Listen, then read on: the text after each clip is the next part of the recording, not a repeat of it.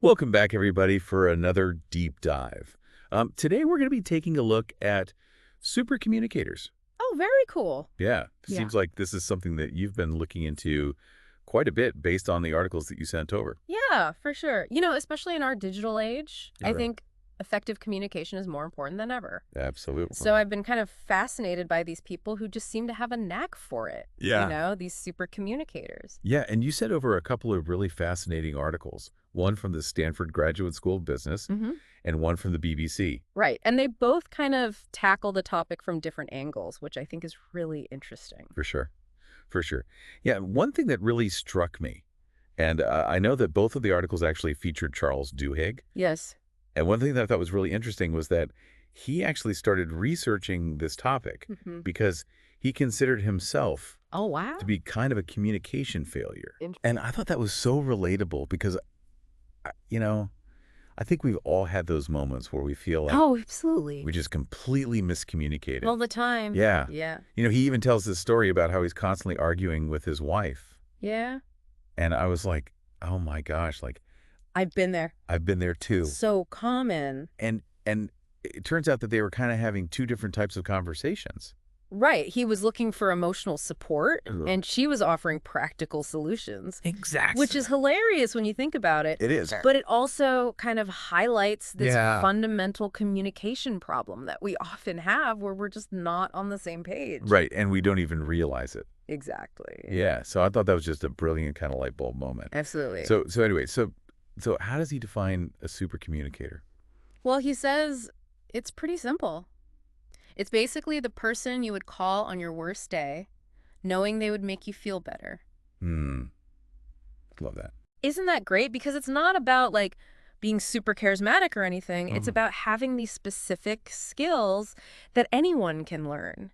Right, and that's actually something that I found really reassuring Me too. in both of these articles, Yeah. was that they really emphasized that anyone can become a super communicator. Absolutely. Like it's not something that you're just born with. Yeah. It's something that you can actually develop. And the science behind it is actually pretty fascinating. Yeah. Did you read about how our brains actually sync up during really good conversations? I did, and I thought that was incredible.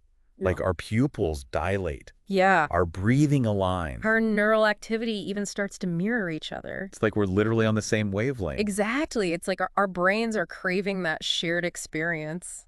Wow. So that explains why, like a really heartfelt conversation with someone just feels so much more connecting than, say, Totally. like reading bullet points off of a list. It's the difference between like a boring lecture and a captivating story. It's those stories, those vivid images, that genuine emotion that really amplify that neural entrainment. Yeah. And speaking of stories, I actually wanted to bring up something that you mentioned in one of your articles about deep questions Oh, yeah. and how those are so important for. They're crucial. Yeah. Yeah. And it made me think about something that Duhigg said about the middle of a story being like the most important part. Oh, interesting. Yeah, like we all remember, Yeah. Cinderella's pumpkin and her, glass slipper. Right. But it's not just about her going to the ball and then marrying the prince. Yeah. It's about that whole middle part. It's the journey. Yeah, where we see her struggling and kind of going through that transformation. Exactly. And that's what makes the ending so satisfying. Right, exactly. Because we've seen the effort that went into it. So it's like even when we're explaining something as simple as like a work process, Yeah. building in that narrative arc I think so. makes it so much more engaging. Totally. Like you're creating a mini story. And it makes it more memorable and maybe even inspiring. Yeah, so instead of just saying to my team, Yeah. okay, here's how we're going to file this report, Right. it's like, well, we were having this issue with reporting, and then we tried this, and we tried that, and then finally, this solution kind of saved the day. Exactly. You're giving them the context. Right. The struggle. Yes. The resolution. Okay, aha moment. It's so much more compelling. Totally. Right. Okay, so back to these deep questions. So they're about kind of going beyond the surface level and getting at someone's values and experiences. Exactly. Like instead of asking, what do you do? Right. You could ask, what made you choose this path? Right. And suddenly you've opened up this whole new avenue of conversation. That's such a subtle but powerful shift. It really is. I'm curious, have you found that asking deeper questions has changed your own interactions? Oh, absolutely. It's amazing how much more you can learn about someone when Right. you dig a little deeper. For sure. And it's not just about like getting information. It's about really connecting with them on a deeper level. Exactly. It shows that you're genuinely interested Right. and that you care about their perspective. Absolutely. So it sounds like it's really about kind of being more intentional with the questions that we ask. Yeah. And also being present in the moment, Right. really listening to what the other person is saying, Right. not just waiting for your turn to talk, Totally. which I think can be a challenge for a lot of us, Yeah. myself included. Yeah, I think we all kind of have that tendency to want to jump in Oh, for sure. with our own thoughts. Especially when we're passionate about something. Right. Right. But sometimes the most powerful thing we can do is just shut up and listen. I agree. Yeah. So I think that's a good reminder for all of us. It is. And you know what else I find really helpful? What's that? Is to try to put myself in the other person's shoes. Oh, yeah. To really try to understand their perspective, even if I don't agree with it. That's so important. It helps me to be more empathetic. Yeah. And less judgmental. For sure. And it also makes it easier to find common ground, Absolutely. which is essential for any kind of meaningful communication. I think that's a great point to end on for this part of our deep dive. Okay. We've talked a lot about the importance of asking deep questions. Right. And really listening to understand. Mm-hmm. And I think that's a great foundation for becoming a super communicator. Absolutely. So we'll pick up on this in the next part of our deep dive. Sounds good. But for now, let's take a quick break, Okay. and we'll be right back. And it can be tough these days, right? Yeah, it's like we're constantly bombarded with information Right. and, expected to reply instantly. Exactly. So how do these super communicators, how do they manage to stay connected? Well, I think a big part of it is being intentional. Okay. They don't just fire off a quick text without thinking about the impact. Right. They consider the channel, the tone, and whether their message really aligns with the type of conversation they want to have. So it's almost like they're curating their communication in a way, Yeah, I like that analogy. like choosing the right tool for the job. Exactly. It's not a hammer. Yeah. And it's not just about the words we use either. Right. What about those nonverbal cues? Oh, yeah, body language. All that. Exactly. Tone of voice, facial expressions. Right. Those can make or break a message. Totally. And it's funny you mentioned that because I was thinking about one of the examples from the BBC article Yeah. where they talked about the Big Bang Theory Oh, yeah. and how those characters are just hilariously bad at saying how they feel. Right. Like Sheldon will say he's not upset, but You can just tell. his body language is screaming it. Exactly. And that's because our brains are wired to pick up on those nonverbal signals even when we're not consciously aware of it.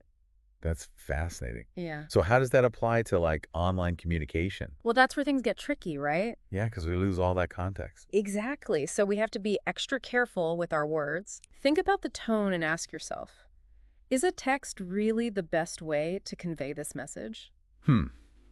Especially when it's like a sensitive topic or something. Exactly. Yeah. Yeah, so sometimes a phone call or a video chat is a better option. Right.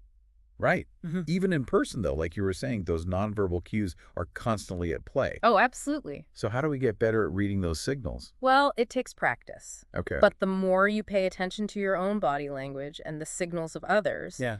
the better you'll become at interpreting them. Okay. So speaking of interpreting signals, one technique that I found really interesting was looping for understanding, Oh, yeah. That's a good one. especially for conflict resolution. And it's a game changer. It really is. Have you found that that's helpful in your own life? Oh, absolutely.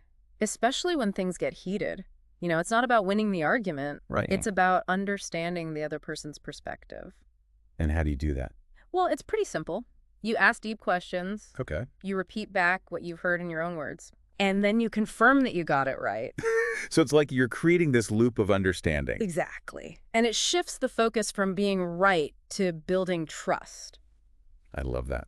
And it forces you to become a better listener. which is probably the most fundamental skill for any super communicator. Right. Like active listening is key. It's not just about hearing the words. Right. It's about fully engaging with the speaker, both verbally and non-verbally.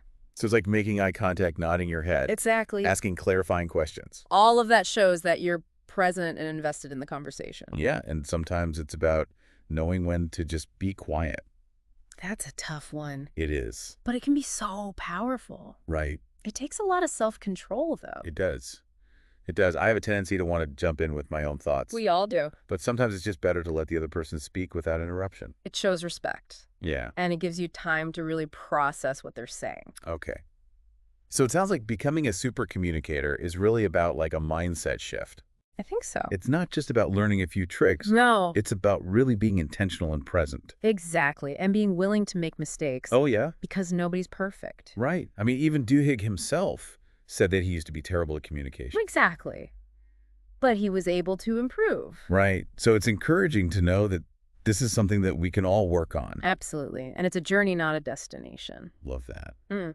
So speaking of journeys, I want to circle back to something we touched on earlier about storytelling. Oh, yeah. It seems like super communicators are really good at weaving narratives into their communication. They are. They're masters at it. Yeah, even in everyday situations. Because stories have this power to connect with us on an emotional level. Right. They make our messages more memorable and more impactful. And like Duhigg said, Mm-hmm. it's that middle part of the story, The struggle, the learning. yeah, that really captivates our attention. It's what makes us want to keep listening. So how can we get better at incorporating storytelling into our own communication? Well, I think it starts with recognizing the power of stories Okay. and then looking for opportunities to use them in our everyday lives. So like even if you're just giving a presentation at work. Exactly. You can turn those dry facts and figures into a compelling narrative. Okay. So it's about finding that human element. Exactly, and making it relatable. So I'm curious, what are some of your favorite examples of powerful storytelling? Oh, there are so many. Oh, gosh, so many. But one that really comes to mind is the CEO I used to work with. Like- And she was facing this like company-wide crisis. Right. And, instead of just like presenting all these, cold, hard facts and figures, Right. she shared this really vulnerable story about a time when she had faced a similar challenge earlier in her career. Oh, wow. And it was just so powerful because Yeah. it humanized her. Right. It built trust and it really inspired everyone to pull together. So it's like more than just information. Yeah, it was about connection. Right. It was about creating this sense of shared purpose. It's like storytelling can be this incredible tool for resilience. Exactly. Wow. This deep dive has been amazing. It has. It's like we've uncovered this whole hidden dimension of communication. I know, right? It's fascinating. So as we wrap up, let's try to distill some key takeaways for our listener. Okay, sounds good. For someone who's like us and clearly wants to become a better communicator. Well, I think the biggest takeaway is that active listening is key. Yes. Truly being present, asking clarifying questions, reading between the lines. Right. All of that lays the foundation for real connection. And it's about being intentional with the questions that we ask. Oh, yeah, for sure. Like you were saying, those deep questions that tap into values and experiences. Exactly. I know I'm going to be paying more attention to that. It's a game changer. It is. Yeah. And of course, we can't forget about those nonverbal cues, Oh, right. both projecting our own and being sensitive to those of others. Especially in our digital world. Yes, where so much can get lost in translation. Exactly. So slow down. Choose the right communication channel. Right. And maybe think twice before sending that sarcastic text. Probably a good idea. Yeah. And when it comes to conflict, remember that looping for understanding technique. Oh, that's a good one. It is. Yeah. It takes practice, but it can really help to diffuse tension and build trust. For sure. And don't forget about the power of storytelling. Oh, yes. It's amazing how much more engaging and impactful our communication can be when we weave in those narrative elements. Absolutely. It brings things to life. So to our listener out there, what resonated most with you? What one habit from today's deep dive will you commit to practicing this week? Yeah, give it a try and see what happens. Exactly. And remember, it's about progress, not perfection. Absolutely. Start small, be patient with yourself. And celebrate the small wins along the way. Beautifully said. Huh? Well, thanks for joining us on this exploration of super communicators. It's been fun. It has. Keep those conversations flowing, and we'll see you next time on The Deep Dive.